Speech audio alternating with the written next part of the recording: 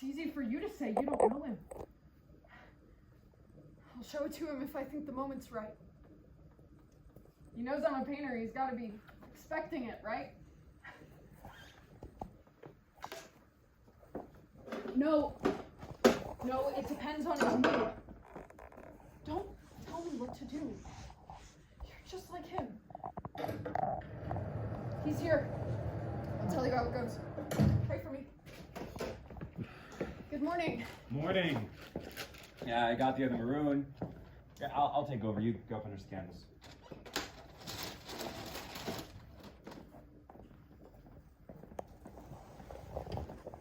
I went to the Seagram building last night. Coming along.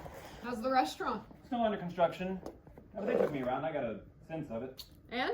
Too much natural light as always. Yeah, but it'll work. You can see the murals from the main dining room. You know, I took some sketches. I can show them to you. You ever worry it's not the right place for them? How could it not be the right place for them when they're being designed specifically for that place? Really, sometimes their logic baffles me.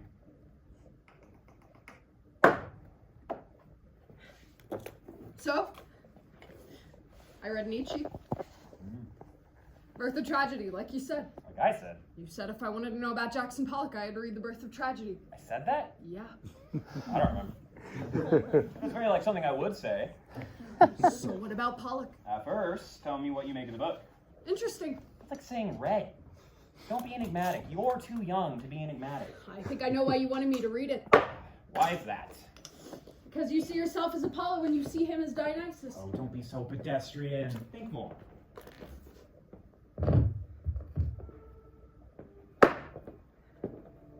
Dionysus is the god of wine, of excess. This is Pollock. Wild, rebellious, drunken, and unrestrained. The raw experience itself. Apollo is the god of order, of method, and boundaries. This is Rothko, intellectual, rabbinical, sober, and restrained. The raw experience leavened by contemplation. He splatters paint and you study it. He's Dionysus and you're Apollo. Exactly right. But for entirely missing the point. How so? You missed the tragedy. The point is always the tragedy. For you? You really think that human beings can be divided up so neatly into character types? You believe that the multifarious complexities and nuances of the psyche, evolving through countless generations, perverted and demented through personal anguish and social neurosis, and then molded through faith and lack of faith, could truly be that simple. Pollock is emotion and Rothko is intellect? You embarrass yourself. Think more. Maybe it's like one of your paintings. Most things are. How? Dark and light, order and chaos, existing at the same time, in the same plane, pulsing back and forth. We pulse too. We're subjects of both Apollo and Dionysus, not one or the other.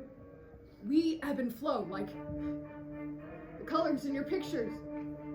The ecstasy of the Dionysian at war with the restraint of the Apollonian. Not a war. Not at war? It's not conflict. It's more like symbiosis. They need each other. Dionysus' passion is focused, is made bearable by Apollo's will to form. In fact, the only way we can endure the sheer ferocity of Dionysus' emotion is because we have the control and intelligence of Apollo. Otherwise, the emotion would overwhelm us.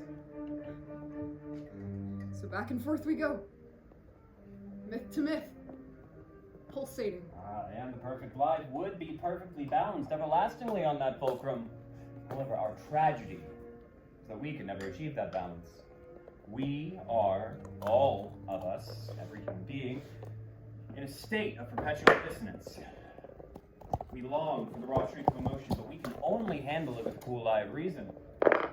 We seek to capture the ephemeral, the miraculous, and place it onto canvas, freezing time. However, like an entomologist pinning a butterfly's wings, it dies when we try. We are foolish in that way, we human beings. We try to make the red black. But black is always there, like the mantle in Matisse. Like like the snow outside the window. Never goes away.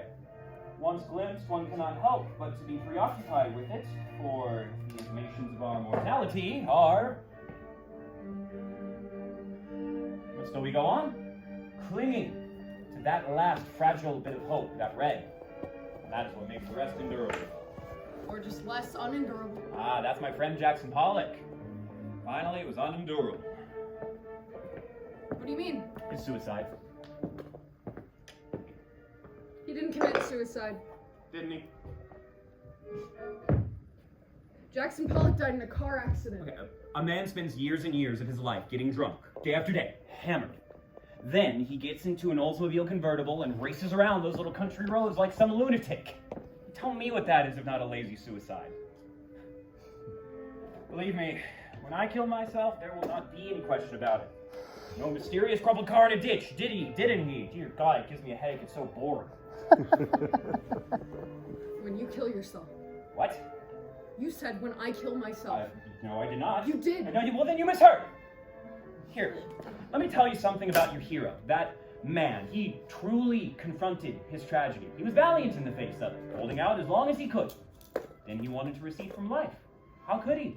He was Jackson Pollock. What was his tragedy? He became famous. Don't be glib. His muse evacuated. He grew tired of his work. He grew tired of himself. He lost faith in his viewers. Just take your pick. He no longer believed there were any more real human beings in the world to look at pictures. How does that happen to a man? You know, better you should ask how occasionally it does not happen. I mean, he's an artist. He's in Life magazine. He's young. He's famous. He has money. And that's exactly it. Here's some schmuck from Wyoming who can paint. Suddenly he's some commodity. He is Jackson Pollock. Let me tell you, kid, that Oldsmobile convertible, it really did kill him. Not because it crashed, because it existed. Why the fuck did Jackson Pollock have an Oldsmobile convertible? So artists should starve then. Yes, artists should starve. Except me.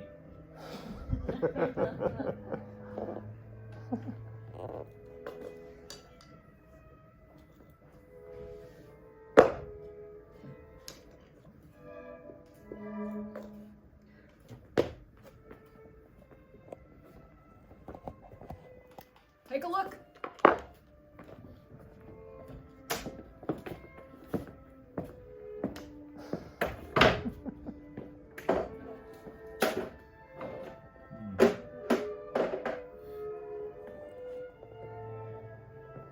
You would have loved Jackson. He was a real downtown guy, just a true bohemian. No banker's hours for him. Believe you me. Every night, the partying and the drinking and the talking and the dancing and the fighting and the staying up all night, like everybody's romantic idea of what an artist ought to be, the anti-Rothko. But still, at his worst, you loved him. No, you loved him because he loved art so much. He thought it mattered. He thought painting mattered. Doesn't the poignancy stop your heart? How could this story not end in tragedy? Goya said, "We have art that we might not perish from truth." Pollock, he saw some truth. And then he didn't have art to protect him anymore. Who could survive that?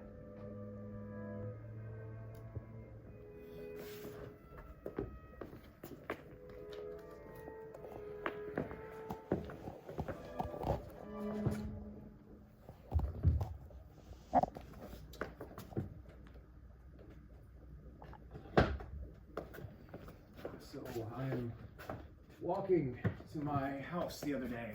I see this couple passing. They say, "I wonder who owns all the Rothkos." Just like that, I'm a noun. A Rothko. A commodity. An overmantel. A what? On the overmantels? You know, those paintings doomed to become decoration over the fireplace in the penthouse. We'll say to you, "I need something to work with the sofa." You understand. Or something bright and cheery in the breakfast nook, which, oh, that's orange. Do you have anything in orange? Or seafoam green? Or burnt umber? Or, here's a paint chip from the Sherwin-Williams. Could you just cut that to fit the headboard? Or even worse. Darling, we simply must have one, because our neighbor has one, that social climbing bitch. In fact, if she has one, we need 3. Or, I must have one, because the New York Times tells me I must have one. Or because somebody has told me that the New York Times has told me I must have one, because, who has the time to read anymore? Oh God, don't make me look at it. I never look at that one, it's so depressing. Oh, all those fuzzy rectangles. My kid could do that in kindergarten. It's all a scam. This guy's a fraud, but still they buy it. It's an investment. It's screwing the neighbors. It's buying class. It's buying taste. It goes with the lamp. It's cheaper than a Pollock. It's interior decoration. It is anything but what it is.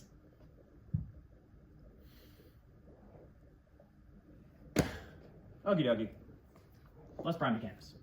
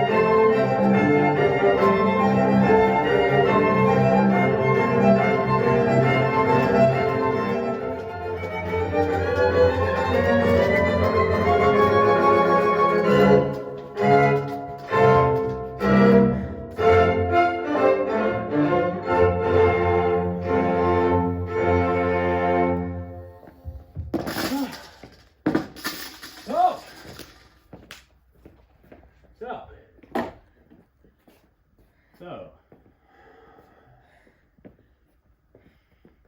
it'll do. Maybe it'll do. Possibly adequate. What do you think? You mean me? You want me to answer? Who else?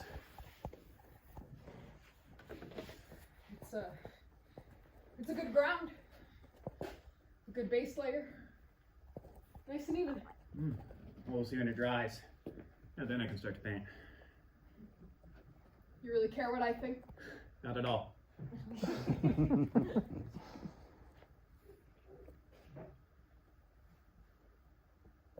What? Nothing. What is it? It's strange. I'm remembering something. The color. It's... What? Doesn't matter. What? Dried blood. When the blood dried, it got darker. On the carpet, Which carpet? where my parents died. It's exactly the color. When the blood dried, it got darker. That surprised me. I remember being surprised by that. What happened to your parents? I don't want to talk about it. Yes, you do. They were murdered.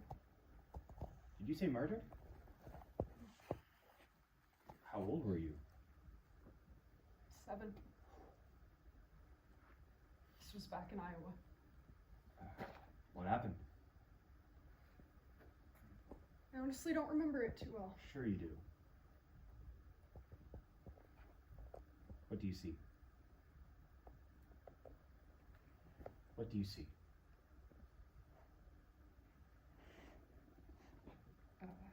I woke up. First thing I remember seeing is the snow outside my window. I was glad it snowed because it was Saturday and I could go sledding. My dad would take me sledding, me and my sister. But I didn't smell anything. That was weird. Normally my mom would be up making breakfast. It was really quiet.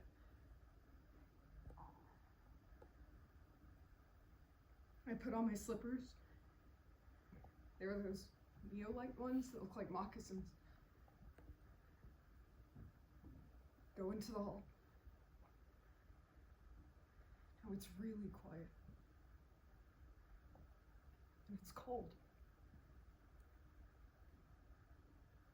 There's a window open somewhere. Then I see my sister.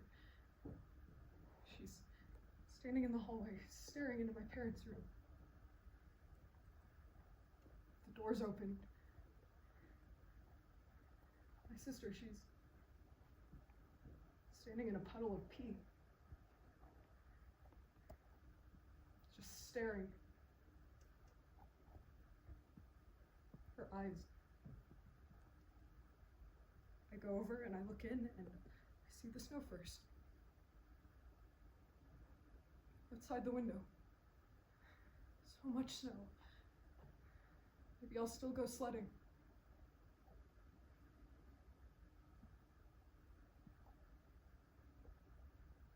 And then the blood. The bed's stained with it. And the wall. There on the bed. It was a knife. Apparently it was a knife, I found out later. Burglars, I found out. At least 2 of them. But right now, I don't know what to do. I just see.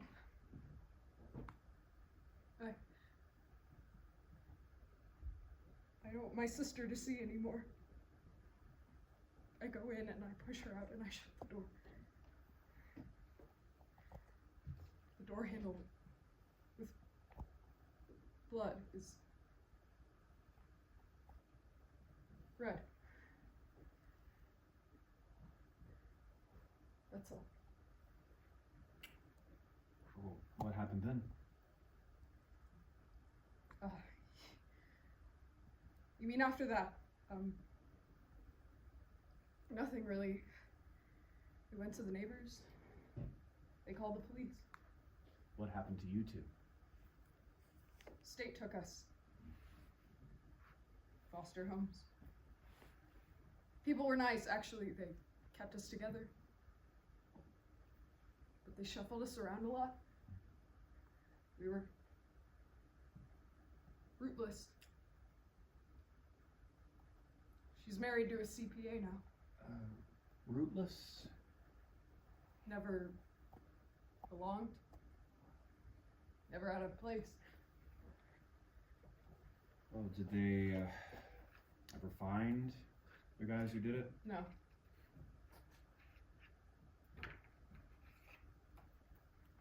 I paint pictures of them. Sometimes. You paint pictures of the men who killed your parents? What I imagine them to look like. Just what?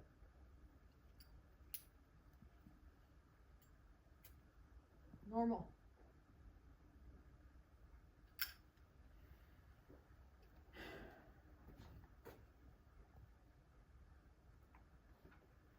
When I was a kid in Russia, I saw the Cossacks cutting people up and tossing them into pits. At least I think I saw that. Maybe somebody told me about it, or perhaps I'm being dramatic. It's hard to say sometimes. How old were you when you came here? 10. We moved to Portland. Lived in the ghetto alongside all the other thinky, talky Jews. My name was Marcus Rothkowitz then.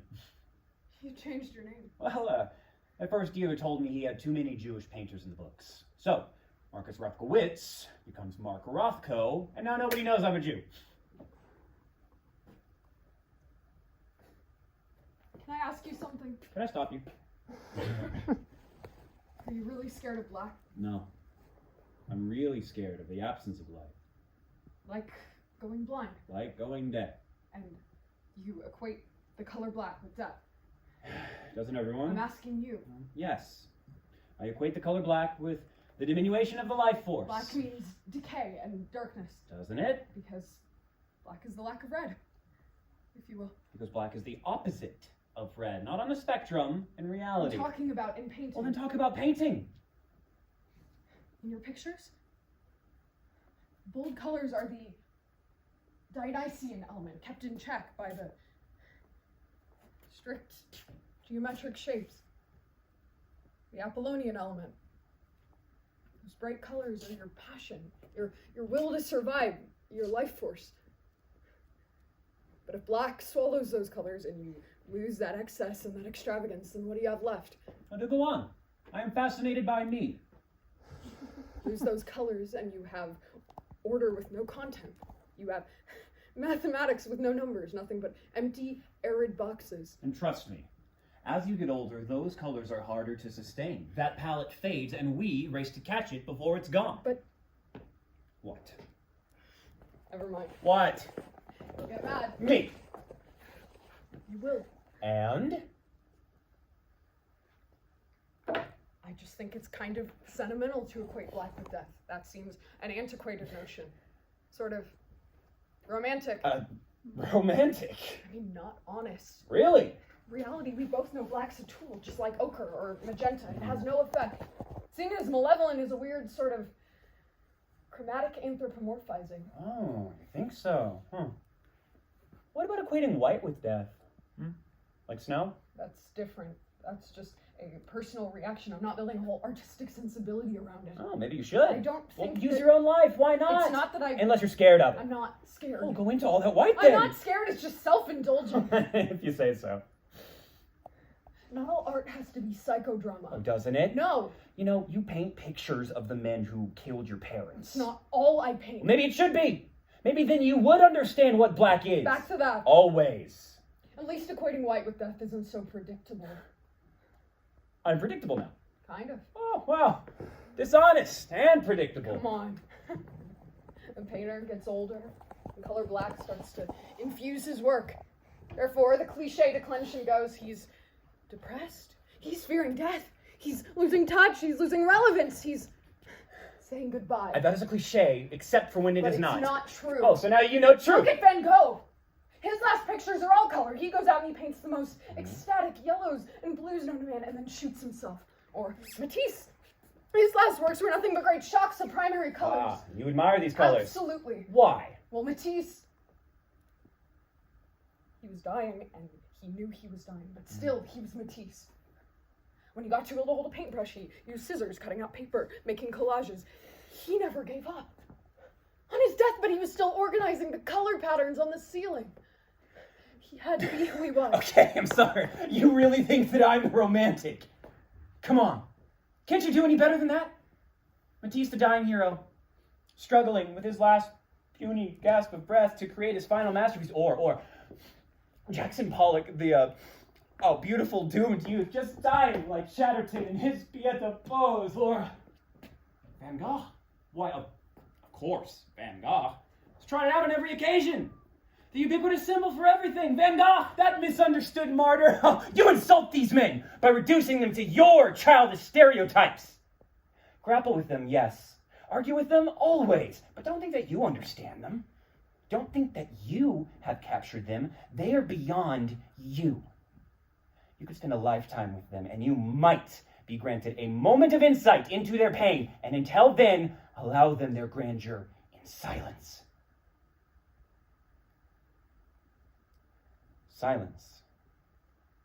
So accurate.